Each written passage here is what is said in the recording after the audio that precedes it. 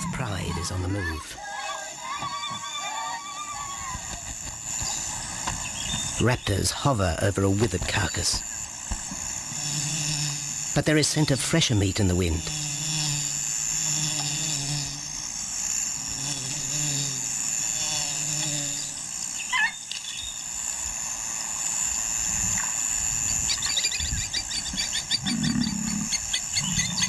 Pickings have been slim for Nabamba's Pride since her fight with a startled warthog. The lioness is limping from the encounter. And even the Pride's big male, Jabu, wonders when his next meal will come.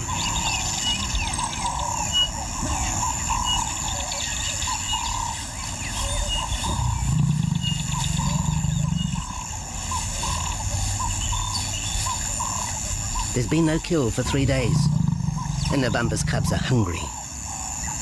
Survival is tough across this tawny continent. And for the lions of Phinda Reserve, etched into the heart of Zululand, only those with speed and cunning will eat.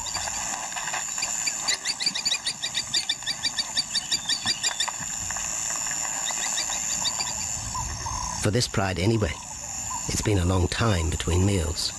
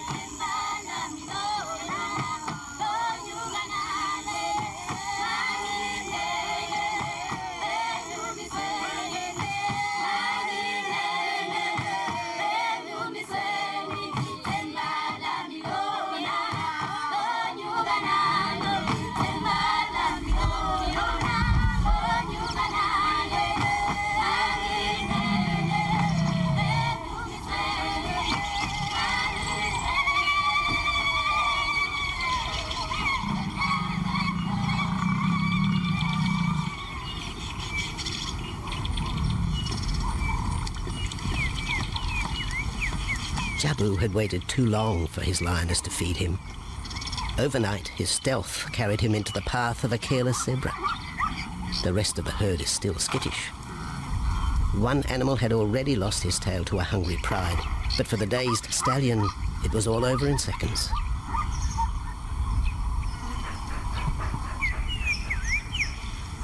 The big male watches his kill from a distance, exhausted by the chase, exhilarated by the sport.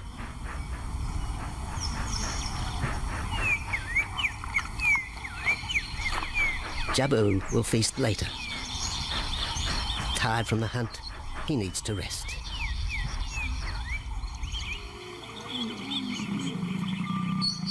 But his prey will be safe. Few scavengers will risk the sudden return of the Lion King.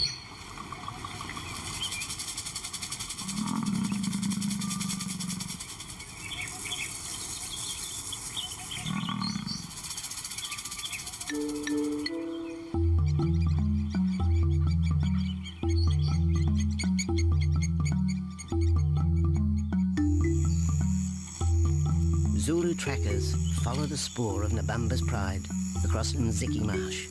This vast tract of savanna is favoured by the lions in the dry air of winter, but it's a region also shared by Phinda's giraffe and white rhino population.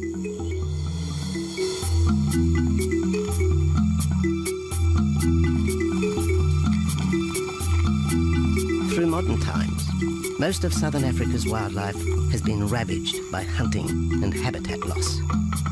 Farmland, overgrazed and buffeted by domestic stock, has ripped the heart out of the original bush. The open, broad-leaved woodland, acacia bushveld, and wetland habitat had all but disappeared, taking with it the wildlife.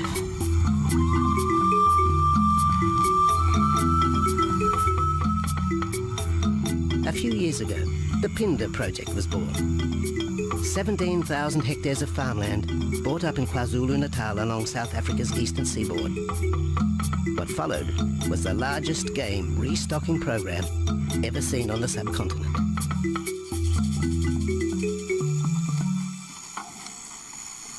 The land was overgrazed to a certain extent and it wasn't in very good shape. They put all these farms together, put a perimeter fence around it, and then brought in a lot of game.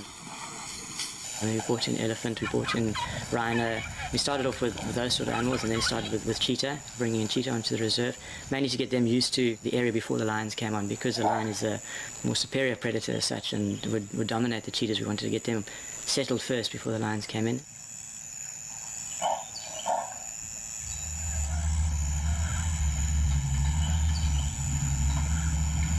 Andrew Lewis is habitat manager at Phinda, one of those committed to the restoration of southern Africa's ecosystem. Phinda is the Zulu word for return, and the aim of his company, Conservation Corporation Africa, is to return the land to its traditional wildlife and at the same time restore the habitat to its original state.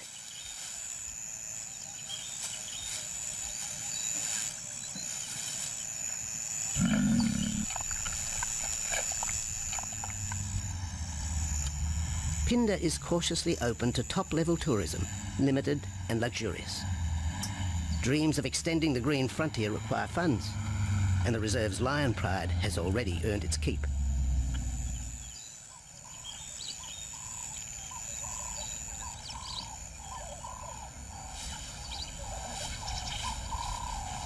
The lions on this property are actually generating revenue for the property through ecotourism, and that they are a benefit to the wildlife because of the draw card. There's a few animals, lions, elephants, for example, and rhinos, I mean, and possibly giraffes, but those are your main ones that people come to see. And we've been very fortunate to be able to have lions on the property, and I think those lions that we have given us amazing value for our guests, and by getting a guest in here, we're getting revenue into the area, and that's benefiting wildlife as a whole.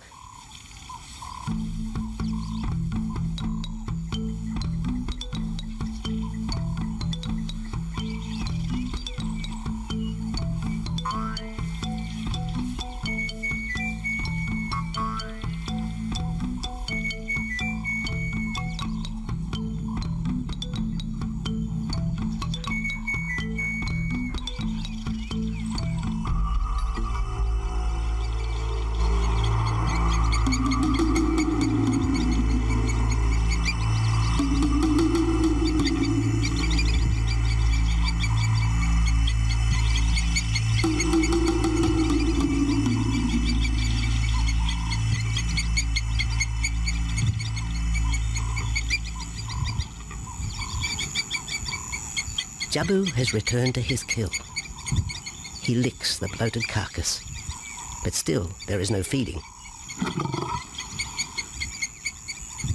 Lions will gloat over their prey, delaying the first bite until the meat ripens.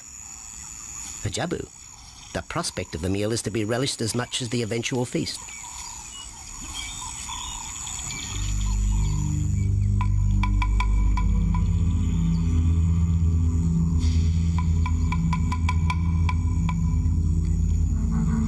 Meanwhile, Nabambo's pride is on the prowl.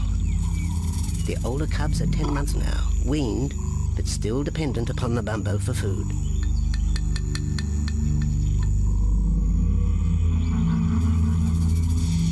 The cubs are learning to stalk, but they won't kill for another 6 months. Young male lions are usually ejected from the pride when they are about 2 years old. Fending for themselves, they form hunting groups with other isolated males. Nabambo's cubs aren't sure what to do with prey so close, but the lioness isn't far behind. Their time for hunting will come. Nabambo's 4-year-old daughter also lives with the pride. She is the mother of the group's youngest offspring, 7-week twins Umveli and Damana. The little cubs have been hidden since birth, and now stay close within the protective circle.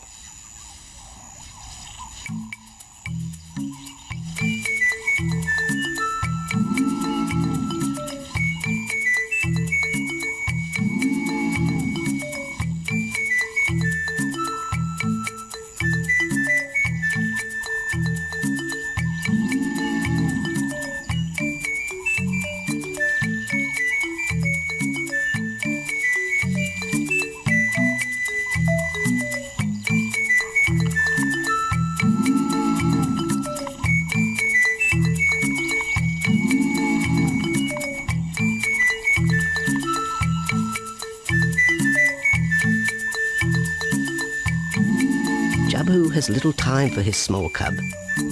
When he is older, Damana will hunt with his father, but for the moment, the big male has nothing to do with his young son. Dejected, the cub finds solace among his siblings.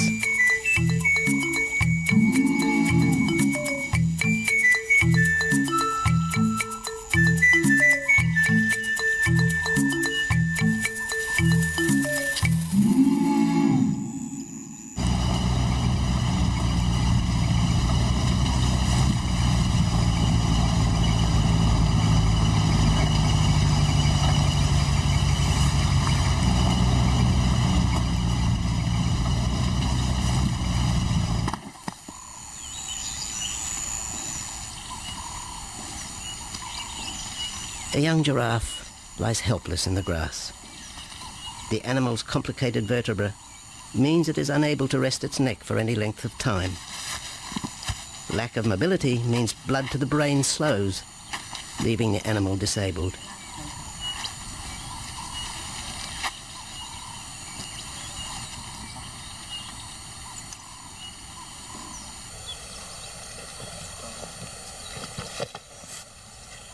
Efforts to lift the head fail, and rather than leave the giraffe vulnerable to predators, the young bull is shot by rangers.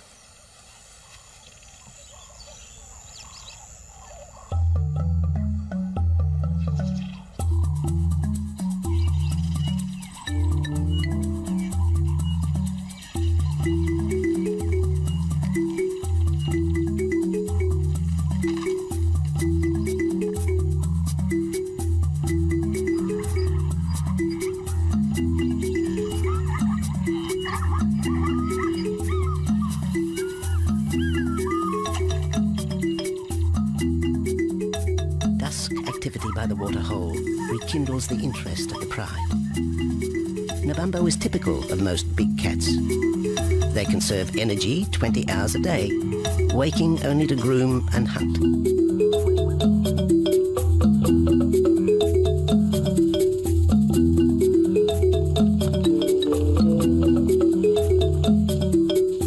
The lioness shows little sign of her injured leg, but the tusks of the warthog have torn sinew and muscle, slowing her in the pursuit of prey.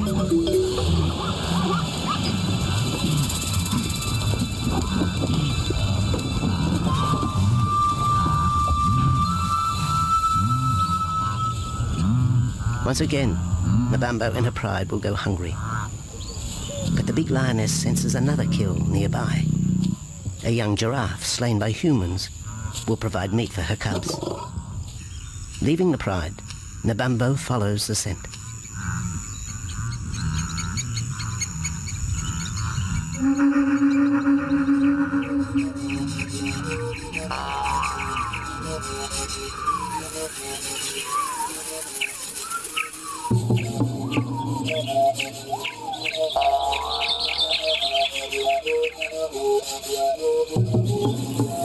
Left alone, the older cubs know the drill. They will wait for Nabambo's call to take them to the kill.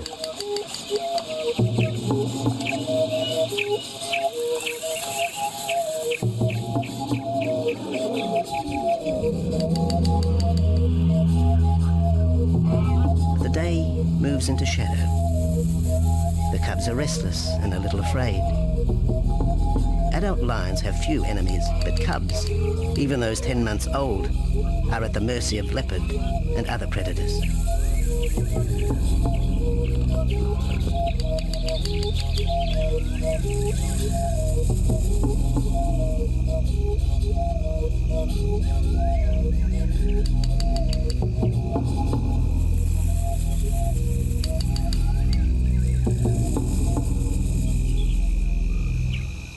Nabambo has reached the kill, but her daughter is there first. Even though females hunt together, rivalry for the prey is fierce.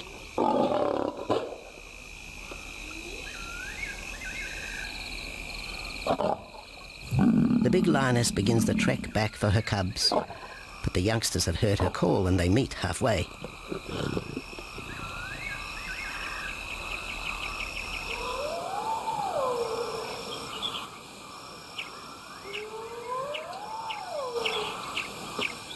Nabambo settles herself in the long grass. The cubs are unfamiliar with her behaviour.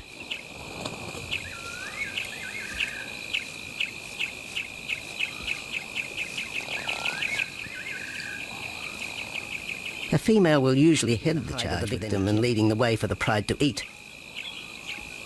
But there is human scent around the giraffe, and the big lioness is cautious. She watches her cubs, hidden, alert to any potential threat.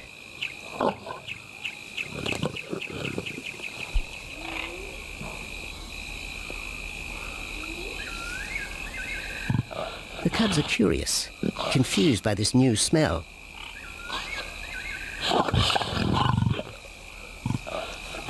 The lioness moves in for a final check, but she has already made up her mind.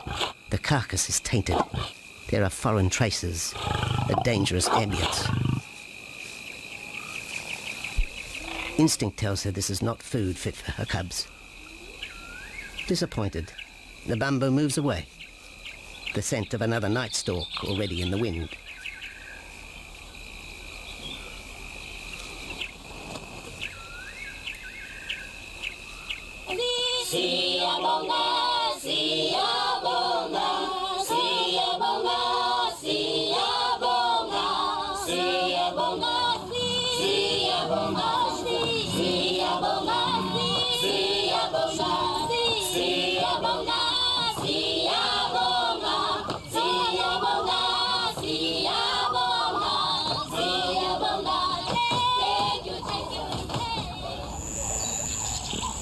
After 2 days, Jabu has returned to his kill with another younger male. 3-year-old Tembi is a son from a previous liaison with Nabambo, and the two paired up after Tembi was ousted from the pride.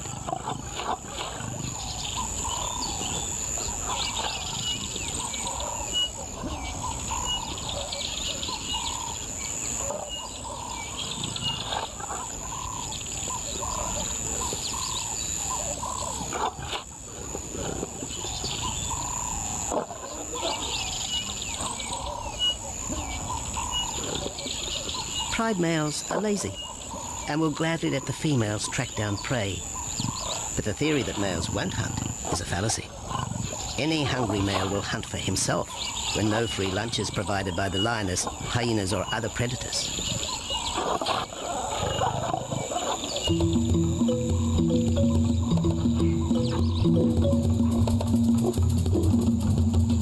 Smaller creatures scatter in the vicinity of the two lions, but there will be no hunting for a while. Bloated after the zebra kill, both males will sleep for the next day, oblivious of their surroundings.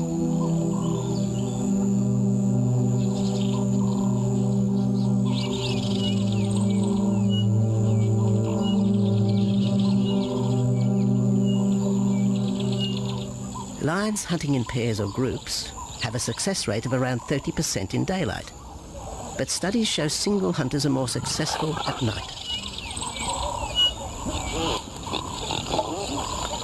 Lions are sociable cats, the only group to take part in communal hunts.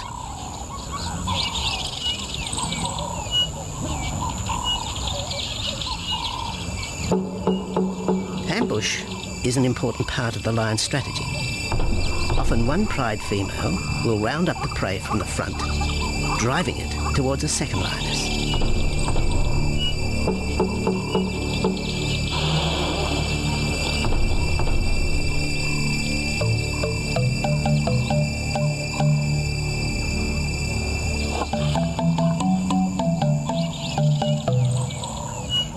As in most cases, the pride male will only get involved if he has to.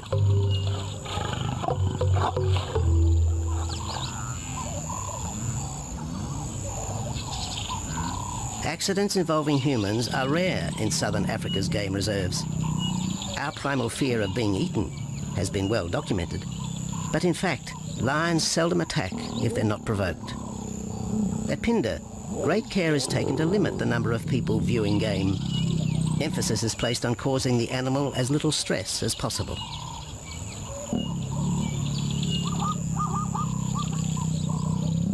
Man isn't a part of their natural food source. They don't normally go out and hunt people. I think your lions are opportunists though, and I certainly think that if your lion is very hungry, under stress, I don't think they'll necessarily go out to hunt you down, but if you interfere with them, they'll certainly kill you. And there's a good chance they might eat you at the same time.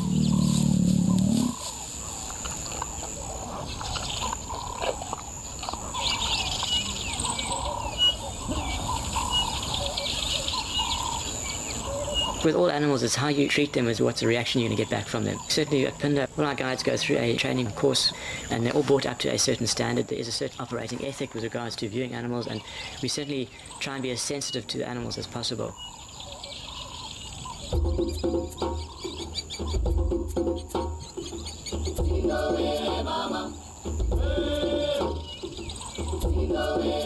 Cradled within the arms of the Ubomba Mountains and the Indian Ocean, Phinda covers one of the most diverse regions of Africa.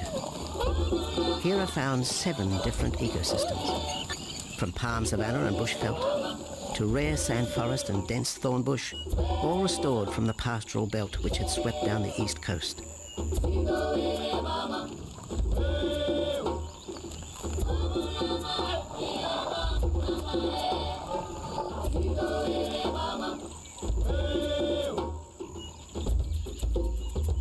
Where cotton, pineapple and cattle farms once stood, lion now roam their habitat again, alongside some traditional neighbours.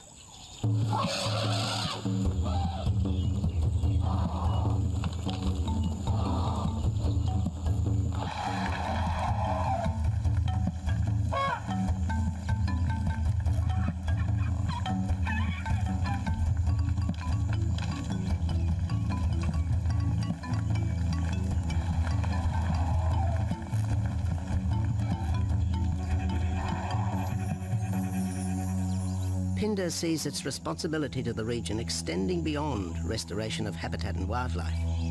It provides schools and a clinic for the local Zulu community, as well as employment. In the eyes of Andrew Lewis, essential ingredients for a successful operation.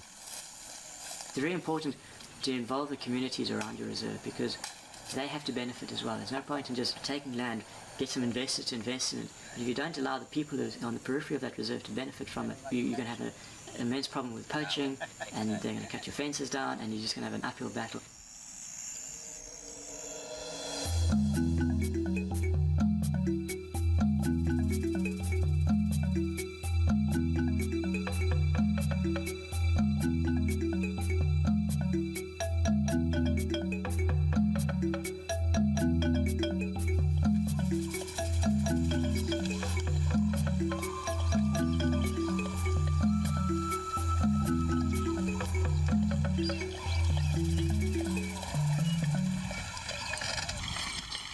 In 1992, the Phinda lions were among the first of the big 5 animals to be relocated to the reserve.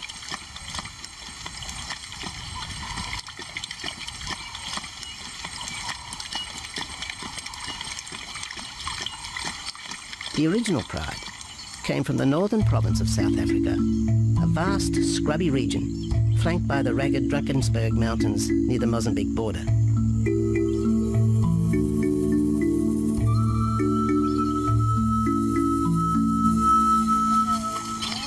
Peter Rogers helped round up Phinda's first pride, handling the lion's capture and subsequent move south. Today, he's head vet at the Hoedspruit Research and Breeding Centre for Endangered Species, overseeing its cheetah breeding program.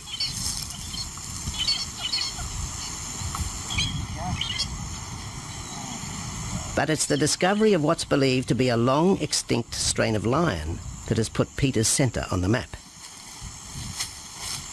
We were involved in the rescue of these circus animals that came down through Africa and were abandoned in Maputo.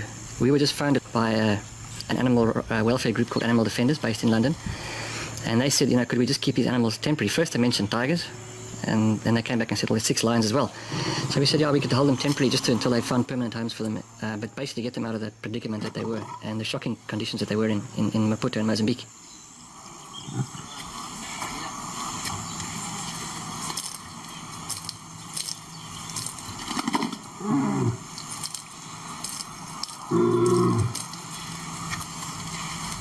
When the lions arrived at the breeding centre, Their size, pale colouring, and the male's thick black belly mane put them into the category of the Cape or Barbary lion, not seen in the wild since the early 1920s.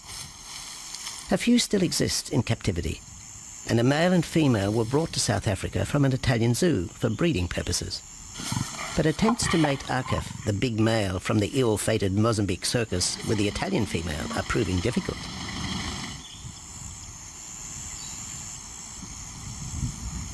Arcaf is overprotective, even preventing the lioness from eating when the meat truck arrives.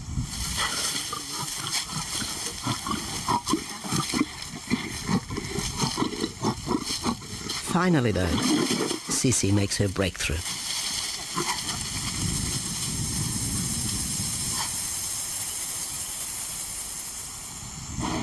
We'll see you up in the front there, Mark. You're going to go to that sort of middle central area. Where are you going to go? In the next enclosure, Arturo, the Italian Barbary male, is about to be sedated. His attention to his sister Sisi through the fence is hampering mating efforts, and Peter Rogers is keen to move the big male. He shoots the dart into Arturo's rump. Arturo has been sterilized, but while his breeding days are finished, he'll live out his days at the center. 1.5 minutes now, so... His female companion, another Barbary from the Mozambique circus, is drawn away by the meat truck.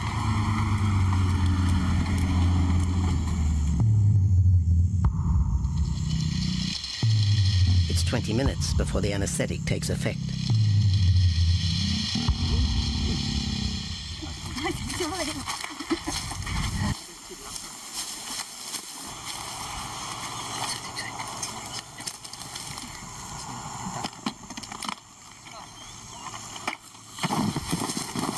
It's nice to be the supervisor. Slowly.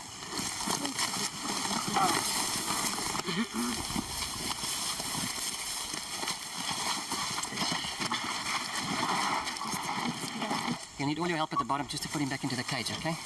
One, two, three. Yeah.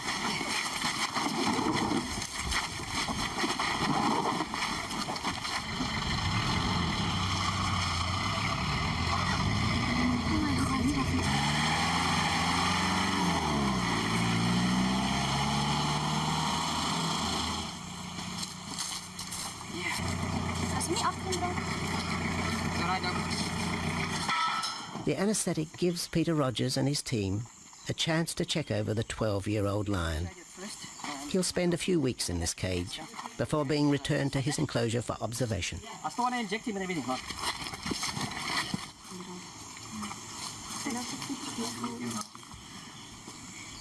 It's very exciting to be part of this project because they feel that there are perhaps not many Barbaries, if any, that are really pure, that are left even in captivity. They feel that over time other animals from other genetic bases are brought in. So there's a big project afoot, Oxford University, to do the genetics. So that's just getting off the ground now.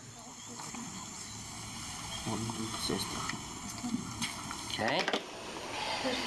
We just put under the skin and the neck if we can find the skin under this big beard of his. Normally lions wouldn't have this many ticks, but being from Italy, a European lion, he doesn't have that innate or inherent resistance to ticks. It does come with time.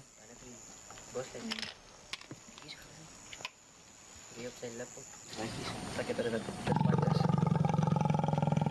What we can do is put him in there and roll him over inside there.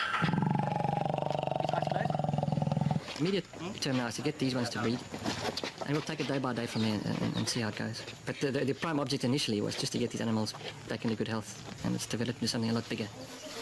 It's a deadline.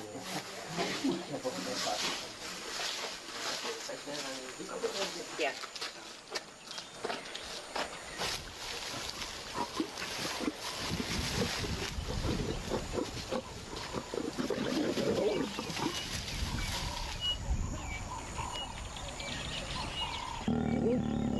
While the breeding centre's lions are healthy, it's not the case a few kilometres away in the Kruger National Park, where TB has ravaged half the population. Infected buffalo have been blamed for the outbreak, primarily in the south of the park, and attempts are being made to fence off the diseased area.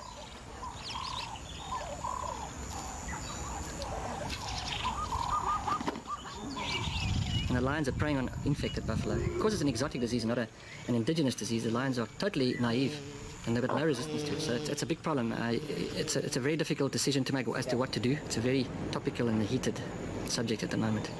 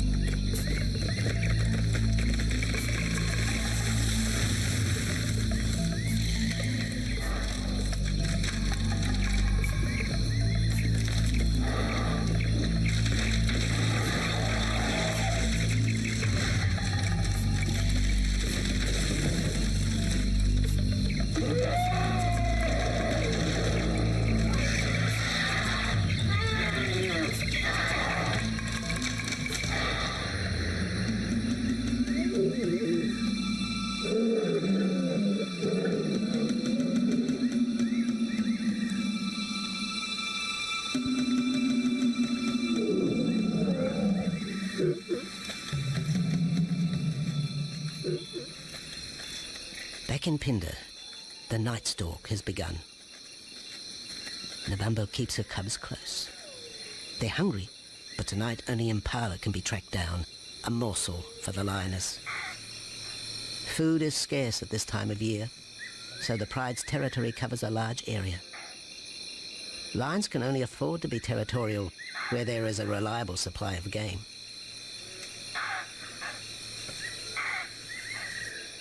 Jabu wants to mate. He's been with his pride for nearly a year now. But Nabambo would prefer a larger group of males around her. Eventually, though, Jabu will have to join forces with other males to have a chance of keeping this pride. The big male is only 7 years old and a fine specimen, weighing in at just under 200 kilograms. For the moment, he's secure. Although tonight, Nabambo has hunting on her mind.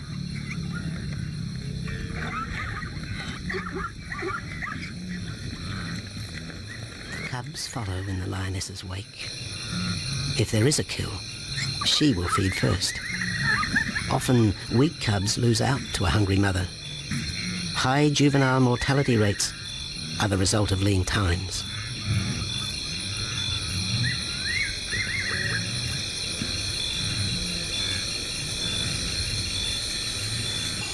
Jabu has had enough. He's been walking for hours. Sleep is more important. And the zebra he ate 2 days ago will suffice for another night.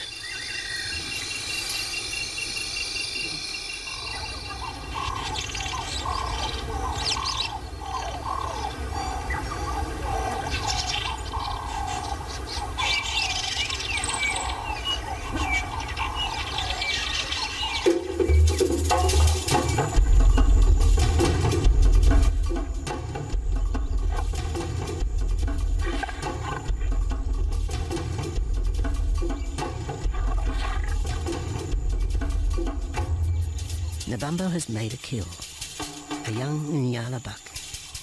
It's been 3 days since the pride has eaten, and this will provide meat for them all. But the lioness will eat first.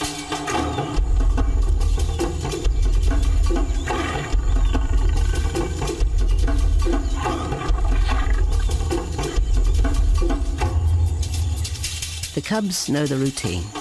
They will get their turn. But Nkosi is hungry. He creeps towards his mother. As the biggest of the cub,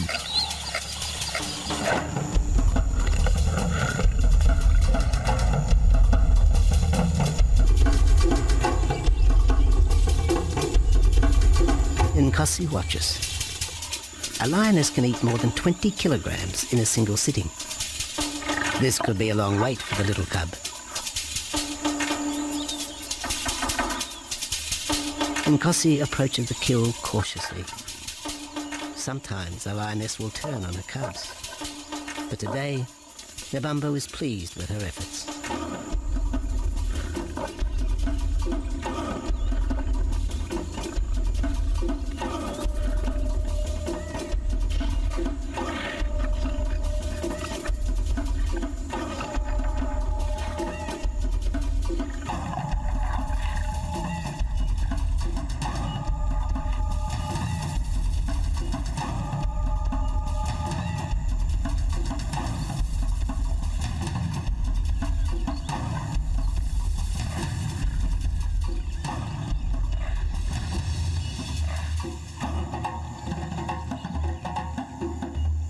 Nabambo has had her fill, for the moment anyway.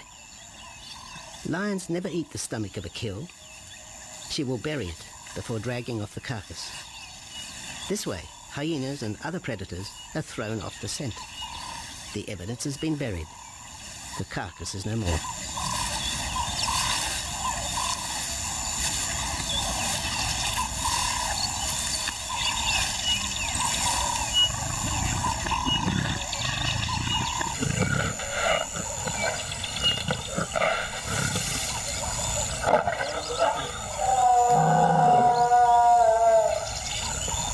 Nabambo's daughter hears the call. It is the second this morning. The first was the strangling cry of the Nyala as Nabambo broke the young buck's back. There was no struggle. The big lioness is a seasoned hunter.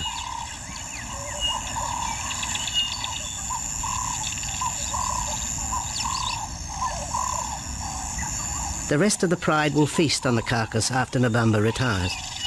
But first, they will drag it into the bushes, away from prying eyes, away from raptors already circling the kill scene.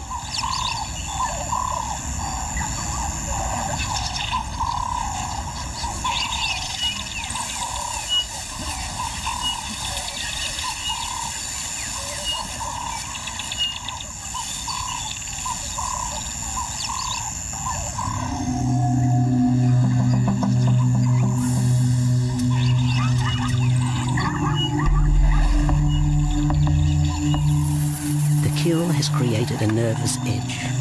Even the hippo, its bad temper legendary, is flustered, anxious to protect its waterhole.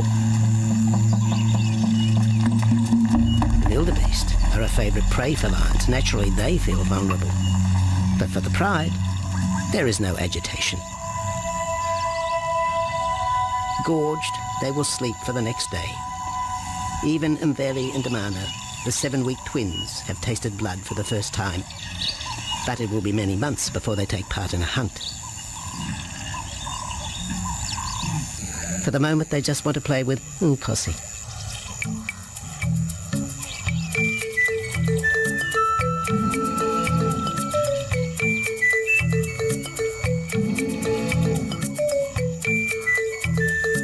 The older cub is beginning to take on the shaggy mane of the bigger males.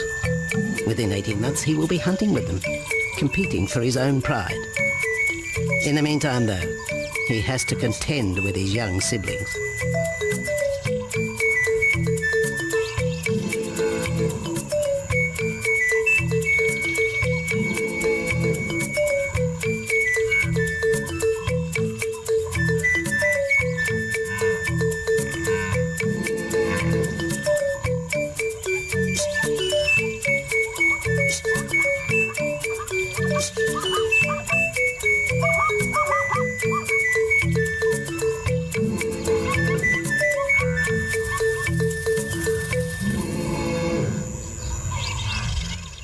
Jabu rejoins the pride.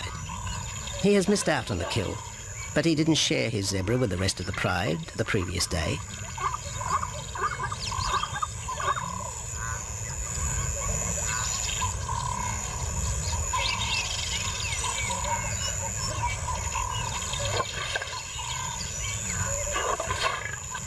A half-hearted attempt at mating, but the big lion's attention is drawn to a curious onlooker.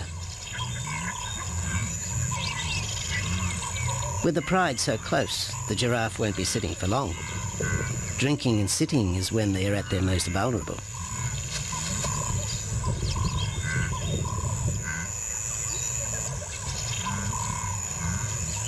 Jabu keeps an eye on his group.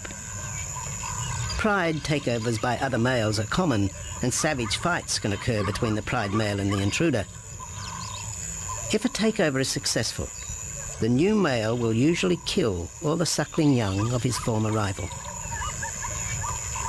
When a nursing mother loses her cubs, she comes into heat within a few weeks. The normal interval between cubs is about 2 years, with a gestation time of 3 to 4 months.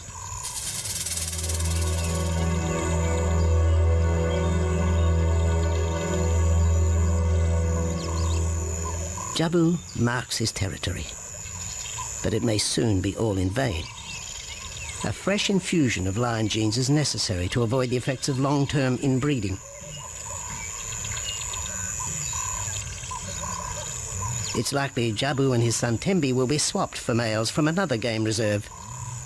This will broaden the bloodlines of future lions and avoid the genetic risks currently facing the pride at Phinda.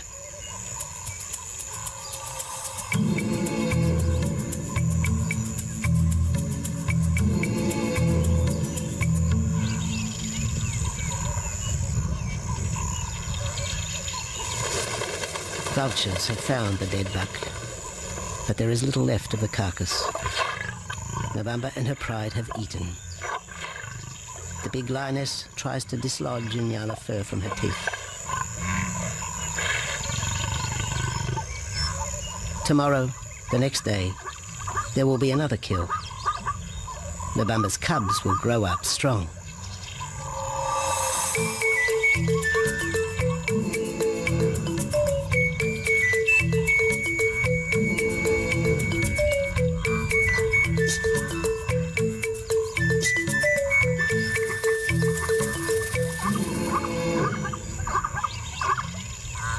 The lion is the greatest of all predators, the essence of all that is Africa.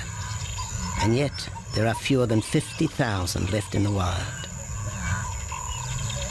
The future for the species lies in managed reserves such as Phinda. Here in Zululand, the lion roams free for the first time since the beginning of this century. At Phinda, the philosophy has always been simple. Africa's wildlife land, undervalued and underutilized, is the continent's most precious natural resource. Focusing on the animals, their habitat and local communities is just the beginning of an African renaissance. Phinda is, after all, the Zulu word for return. Maybe, too, it's a chance for man to redeem himself just a little.